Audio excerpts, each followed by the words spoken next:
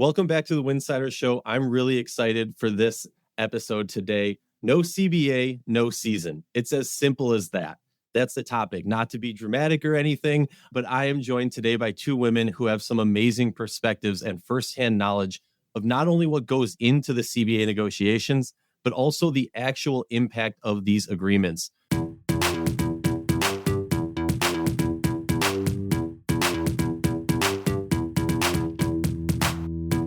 Sonia and Tamika, I'm honored to be able to speak with both of you. I've been covering the league for many years now. We've seen a lot of growth. We've seen a lot of change. But honestly, we've seen a lot of the same old dragging of the feet by ownership to compensate the players properly. And let's be real, that's not so different from a lot of other situations of companies trying to make the most profits, squeeze money here where they can and whatnot. So I just want to get that off my chest if at any point I come off a little cup half empty, but I'm very excited. Sonia, you played in the league. You have International League MVPs in your background, in your resume, which we could talk about that forever because international leagues, I think, are super interesting and fun to talk about. And Tamika, you've been involved in CBA negotiations with the players' side in multiple ways, in multiple different avenues, and in multiple different leagues. So I am extremely excited to talk to much wiser people than I. So thank you both for being here. Well, thank you so much for having us.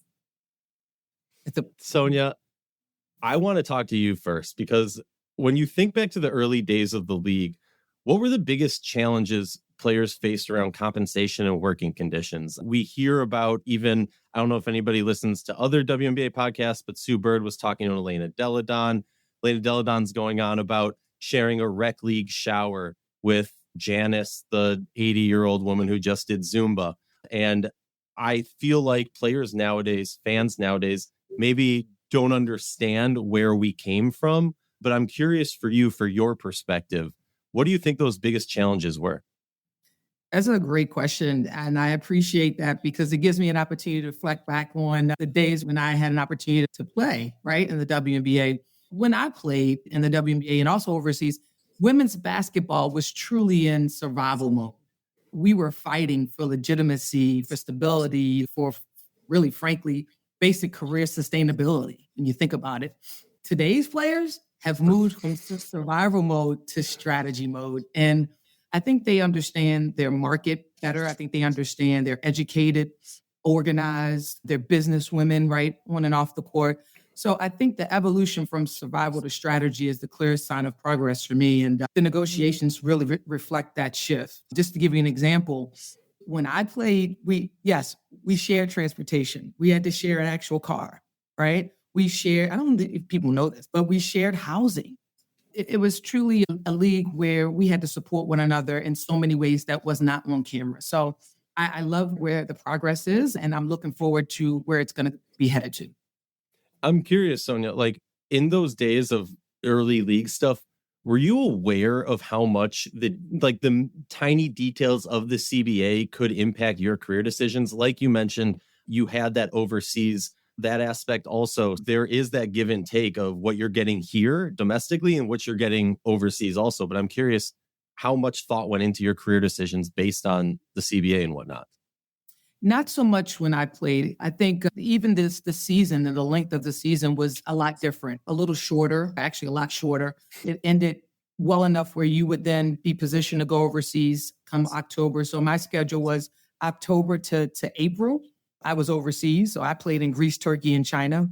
And then from May, I would come back for training camp, and then season would start in June. But if I came back in shape, then I wouldn't have to go through training camp, which is typically what some of the women do now. But that was the schedule, and you knew to look forward to that because the overseas opportunities were and still are very much in support of what the women's total agenda is, which is not just to be a basketball player, but to be a total person who really enjoys business in so many levels. And I think they're able to do that throughout the year, not just in the WNBA, but also overseas as well. Oh, yeah. Once the league starts paying these women properly, we are going to see a boom in the business aspect of it because these are intelligent people. These are people who are world traveled and get to see a lot of things that a lot of other people don't. It's going to be really cool.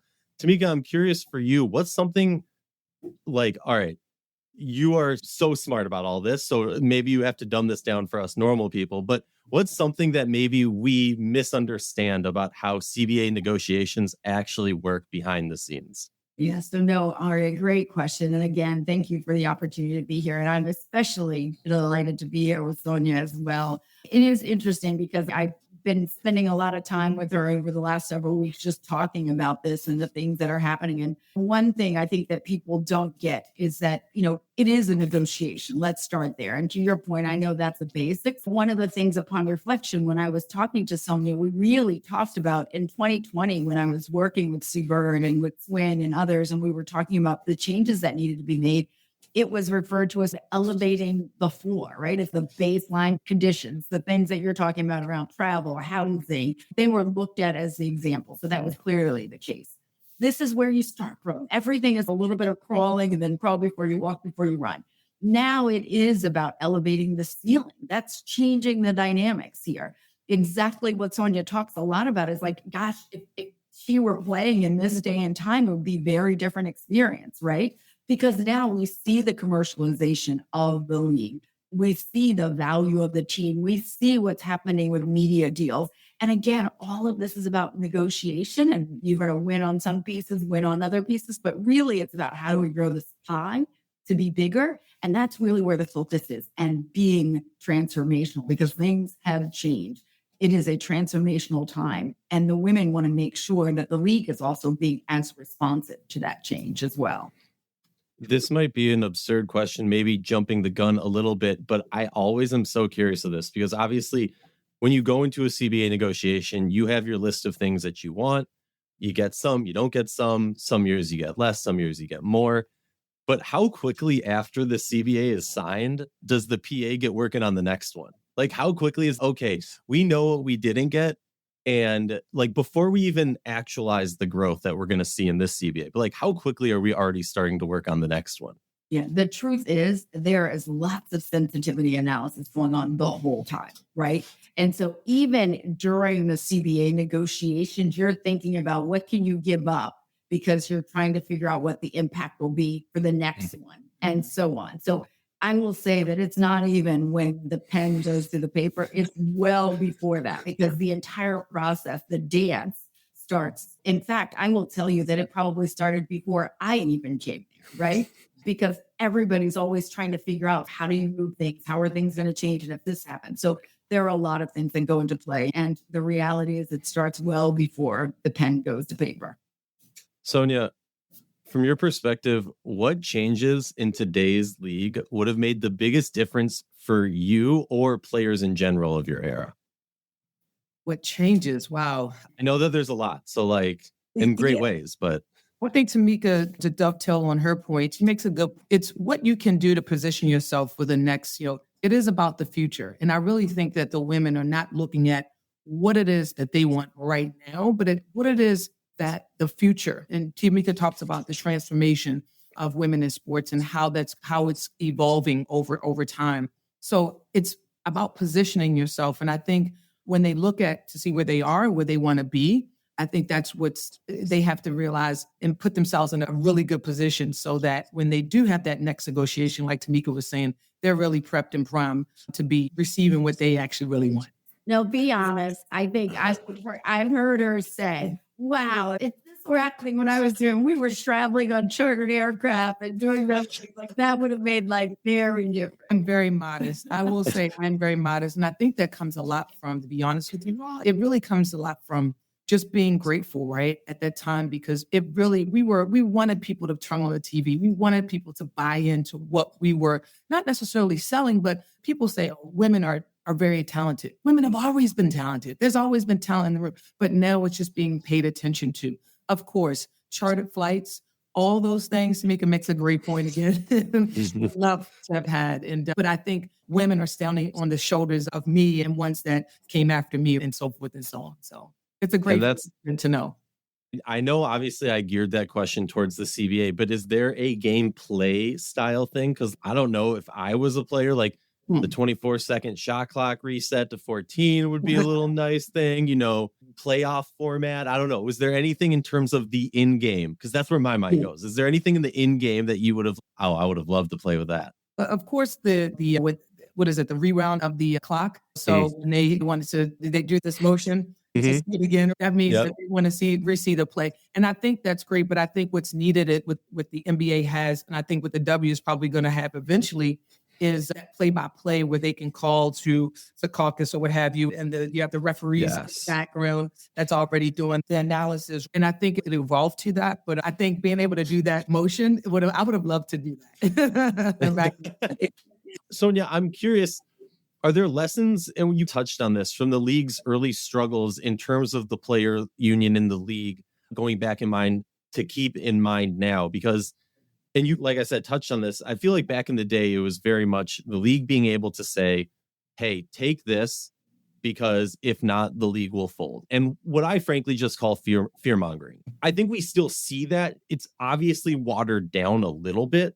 And I definitely have questions about the books. I got questions about so many things, but I'm curious for you. You've experienced that period of time that maybe you can make the actual argument that there was some truth to. If you don't take this skinnier slice of the pie, then there's going to be issues for the league. I would argue it then, but maybe more truth. What are some words of advice that you could give to this generation to give them a little bit of, I don't know, oomph?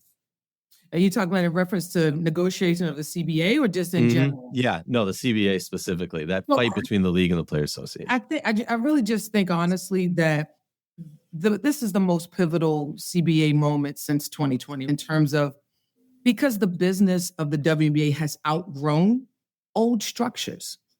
When you think about it, this is a new house. This is a new structure that's trying to be constructed at this point. No one wants to live in the old house, right? So it's like, the league has reached a point where visibility, revenue, fandom, global attention, and really outpacing financial frameworks, and players are operating under a different agenda. And that's what we're seeing come to play. So I think players know that this growth is real. Everybody feels it, and people are taking the women very seriously. And that's what we hear. We hear their voices. We hear that they want different, they want new, they want evolution. And I think that's why this CBA negotiation is so very important. And that's a really good segue to this. For Tamika, typically, like, what drives union priorities? Player feedback, economic modeling, comparison to other leagues. I feel like there's a lot that the W can look to other leagues to draw inspiration, right? There's other professional leagues, but in so many ways, the W is a unique league. Yes, we can look to professional women's soccer league, but we've been around longer.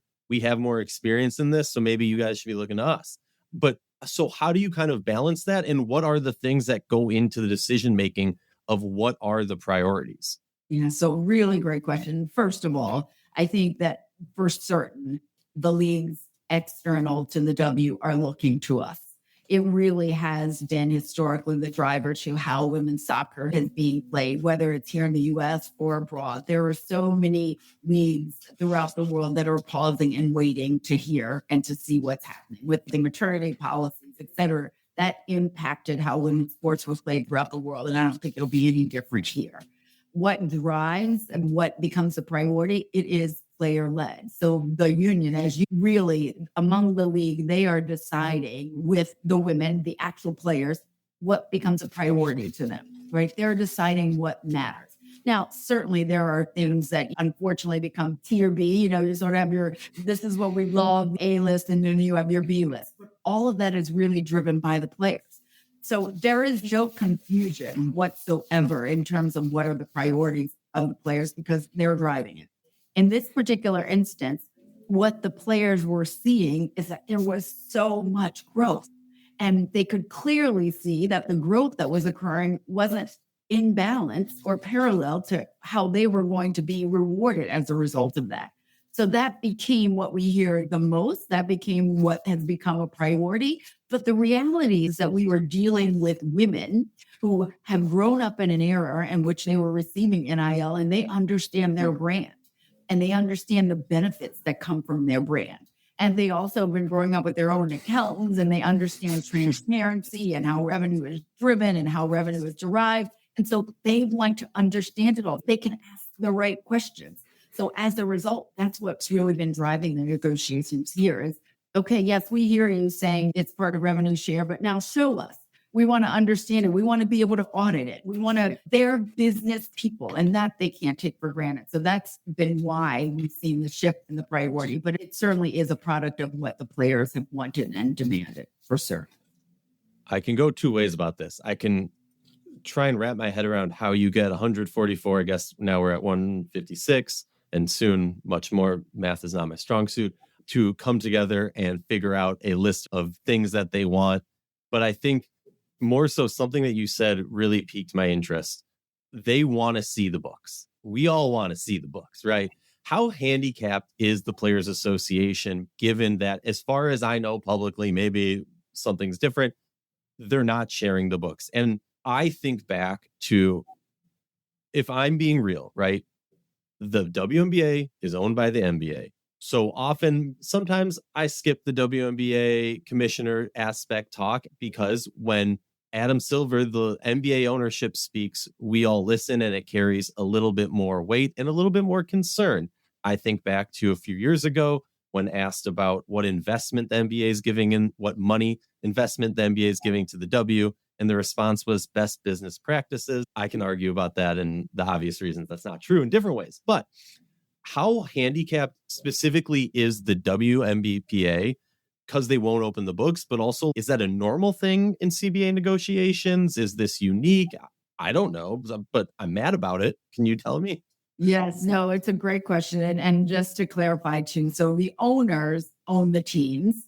The teams are part of the league, right? So to some extent, they do have significant involvement. So just like the players are sort of, have their list, the owners have their list too. We also know that even from the men's perspective, we actually were able to get the right to audit more teams this last CBA negotiations. The women have the ability to audit as well, right, through the PA. The challenge is that, one, they have to make it available to them, and two, there has to be transparency to it. And then finally, auditing, which is what we do right here at Secretariat. We're really focused on getting behind the numbers and understanding how this is done.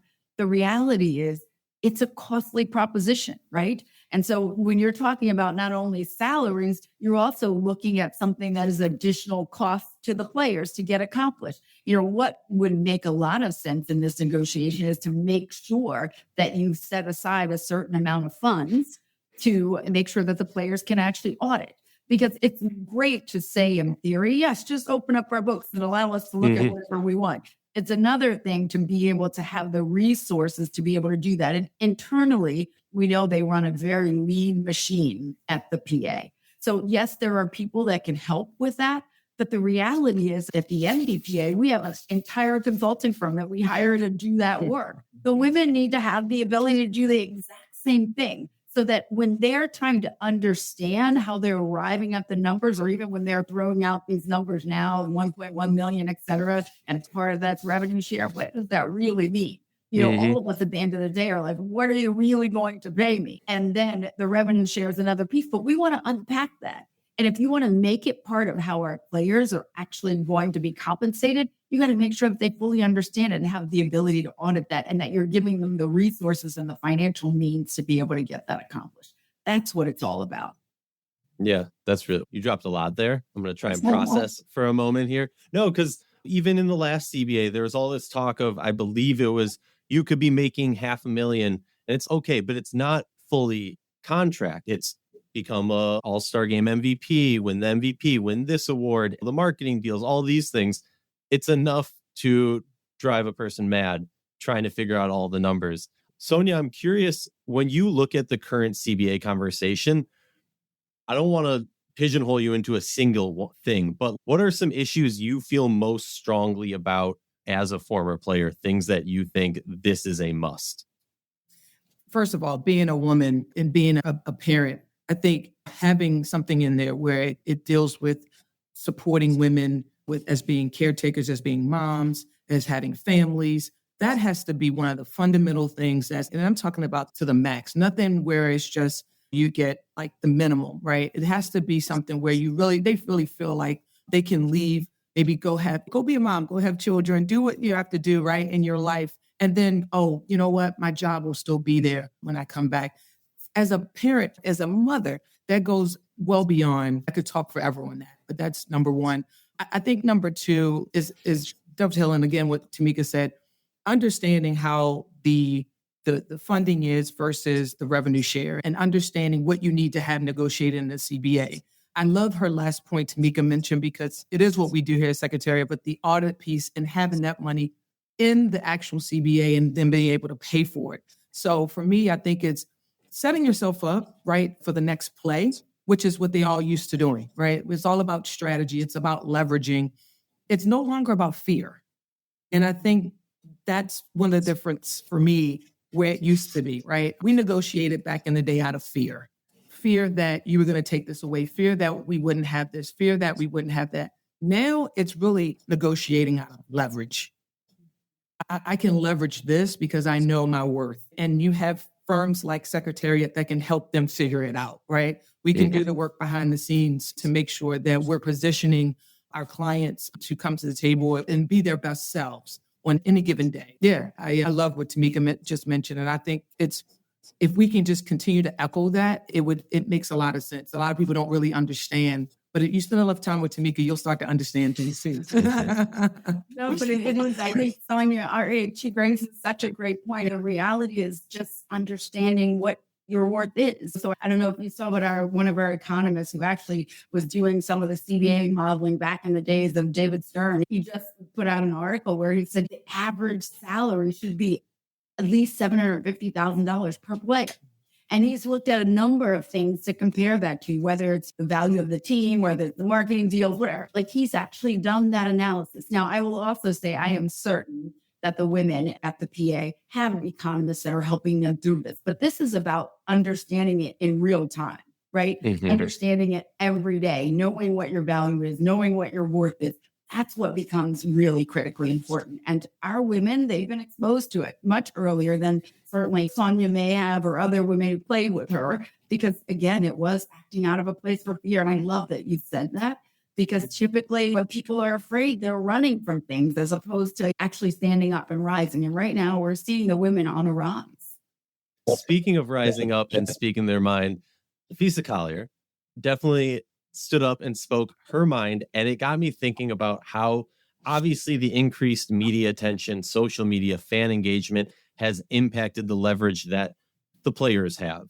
I'm curious, not to point fingers specifically at anybody, but I'm quite curious in terms of, it feels like in these negotiations, sometimes we feel a wave of players speaking out and then it quiets down a little bit. Then there's a little bit of a wave of it and then it quiets down a little bit.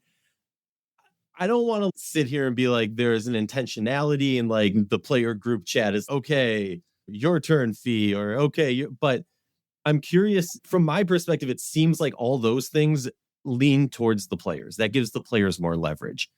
Is there a way that gives the league more leverage when a player gets a little bit more outspoken? Is there a way that I don't know. I'm just trying to look at it from all these different angles. How do those things, players speaking out, impact the negotiation that's going on?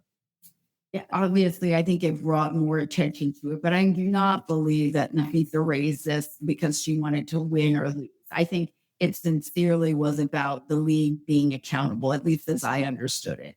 It is another way that they're bringing attention to what's happening for the women. And our players ideally have always been in a position where they can speak out. It just seems that at this point she was done. She needed to get out there and say something. But I don't think that she strategically did it because they were in CBA negotiations. I think she was just tired and felt like she wasn't being heard, and that on behalf of the other players that they weren't being heard. And at the end of the day, we all know that perception becomes reality, and that's how she was feeling. That's how she's feeling. And it was appropriate for her to be able to raise those things. And I think the league has responded in kind, that if they made her feel that way or anybody else feel that way, I think that was not the goal.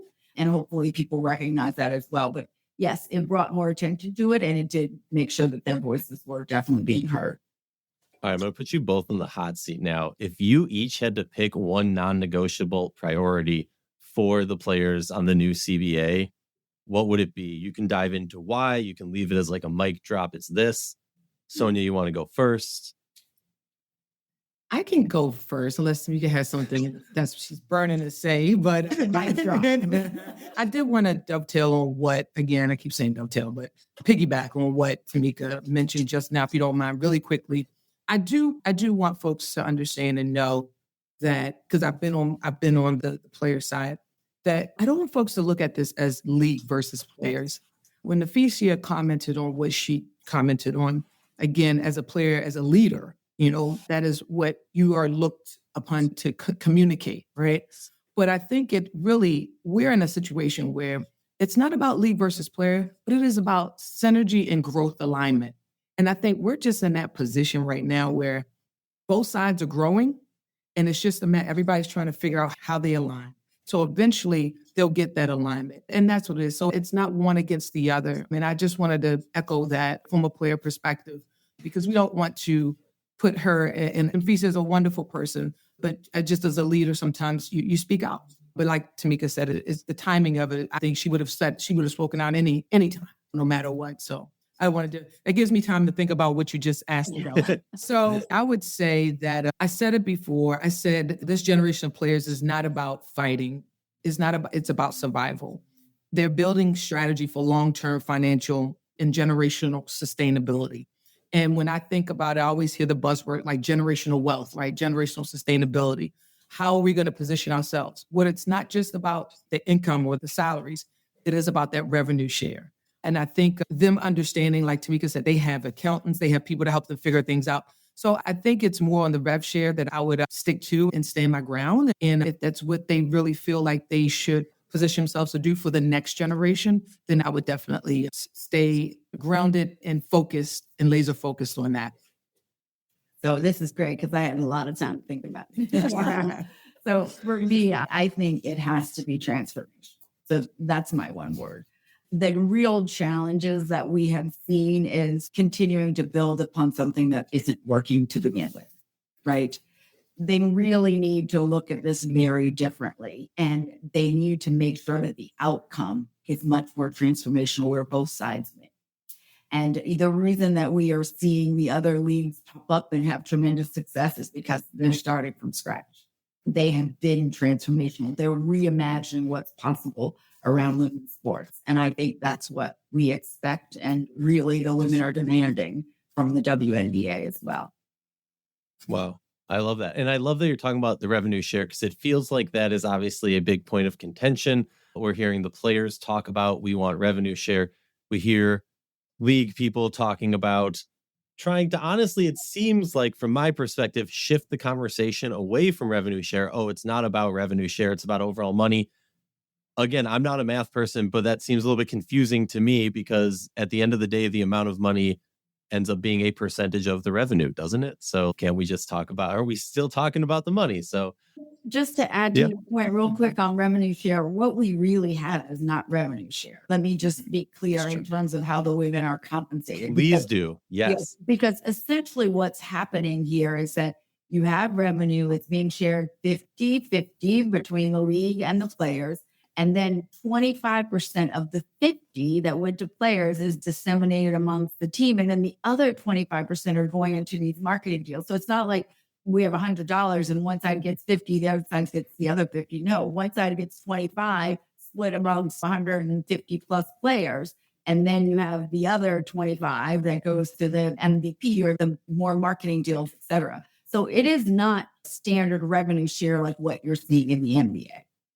I'm curious now that you have really opened my eyes on that. Is in the NBA side, where does that funding come from for marketing deals, for award? I assume in the NBA you make money if you win awards and things like that. I literally know so little about the NBA. It's laughable and intentional. So how does it work in their league or in other leagues? Yeah. So first of all, they have marketing deals. So that's already done and contractual for them. For the women, by the way, they have marketing deals too, but I just want to enlighten you on that. For example, in the women, they are required to have up to 10 appearances at $750 in total for these appearances, right?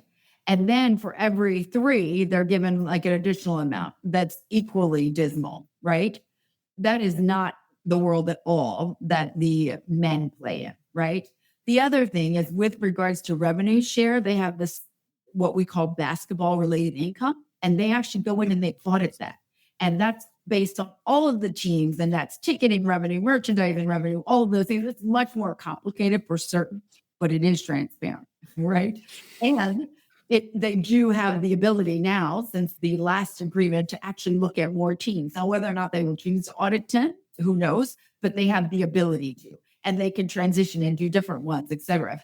That's how it's being done. They get access to all of it.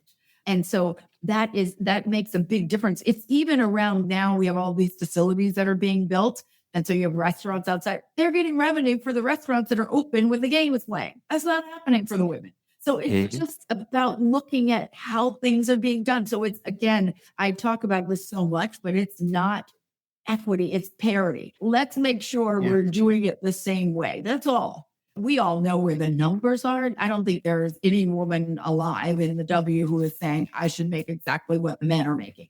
What they're saying is that you should calculate it and do it in the same way. That's the part that I think is really troubling. That's why it has to be transformational. And it's hard to just keep building on. It's adding parts to a house that is already falling apart. I love the way you broke that down. I have one more question, and because you guys have honestly answered all of my other questions as you go through your explanations. I'm very appreciative of your time. What would a win look like for the players in this CBA? And I'm going to push you a little bit. Please don't tell me just transformational. I agree with you, but expand a little bit on that. I love the word. I love its actuality. But for both of you, what would be that win?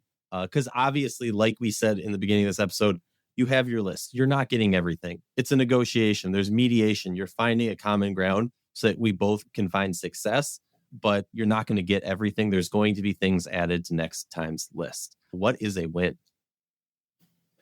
I'll go first, and I'll give Tamika some time. I think this is actually a great question for her as well. But I think I'll talk in overall, and you can take from it what you want. Competitive balance, right? We all want balance. That's what we strive for. And we know that we may not, you go to negotiation table, you may not get everything you want, but if it could be some balance, or it could feel like it's some competitive balance, then you might have some folks that are able to walk it away and be okay with that. I think the other thing is just long-term sustainability. They want to put something in place where it can feel like it's sustainable, right? For over long term. Now you're going to negotiate again, but at the end of the day, it's really about sustaining the league, because we don't want to position ourselves to go backwards. So it is about making sure that that's sustainable. And I think player mobility and market freedom, and what I mean by that is the players, they're multifaceted, right? They're multidimensional. So I think having that ability to have that built into CBA, because I know at one point we're talking about limitations and where they can play and in the offseason, that was dictated upon what actually is going to be presented in the CBA, right? So if I don't have to go play overseas, then maybe I wouldn't. Who knows? But I don't even have that option at this point. And that is what some of the players may be thinking and saying. So I think maybe those three things. And I think also, if I was to throw out a last thing, it would be definitely health and investment. Health and performance investment is how I would call it. Meaning, as a player, your health is health is wealth. So your health is really important. So what the language around that has got to be supportive to the sustainability and to keep them on, because load management is a real thing on the NBA side, but it's also a real thing on the W side, because they're playing year round. So load management is really important. We need to look at that. So I think I threw out a few things for you to know and gave Tamika some time to set up for the second mic drop. I appreciate it. I will just say that I think in this particular instance, a win for them would be beyond transactional. I think the challenge is that we have all been really focused on the transaction, and is there a number? If the women received $1 million, yes, that would go a long way, equally for each of them in cash, no revenue share, right? That would be a win. We'd all be running around cheering. But the reality is, I don't think that's the answer. I don't think that alone is a win. I think a win for them is actually something that reflects their value. And so those things that take into consideration, whether it's workload management, whether it's travel, whether it's maternity benefits, all of those things, I think it is something that reflects their value and it's going to be sustainable. I also think being part of a league that is accountable and actually exhibits transparency is a win for them. So I don't think there's any one number. And we have all got caught up in it because it's so easy to define very quickly. And it's absurd, quite frankly, as to where it was before, that everyone could get in line and say that just doesn't make sense. But at the end of the day, it's not about the number. It's really about reflecting that you value and appreciate the contribution that they make to the sport, to the league, and that whatever the outcome reflects that. That's what I think it's really about. That's amazing. And a perfect way to end this. I'm so grateful for both of your time. I know you're both very busy. Thank you so much. Thank you for your insight. Thank you for your time. Thank you for your thoughts. I have so much to discuss, so much to listen back to and think about and dissect. So I very much appreciate you. Thank you. And have a great rest of your day. No, thank you so much. You're welcome. So appreciative. Thank you very much. Thank you.